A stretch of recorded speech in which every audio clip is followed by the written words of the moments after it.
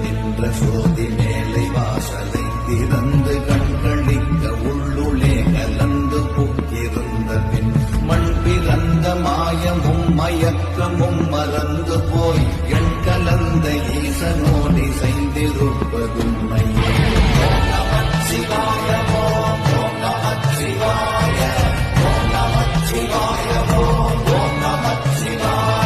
உனக்குள் விண்வெளியாக இருக்கும் மனதை கடந்து அப்பால் சோதியாக உலாவும் ஈசனை அறிந்து மேலே வாசல் என்னும் 10ஆம் வாசலை யோக ஞானத்தால் திறந்து தியானிக்க வேண்டும். அப்போது கண்களிக்க உனக்குள்ளே கலந்து புகுந்திருக்கும் இறைவனை தரிசிக்கலாம்.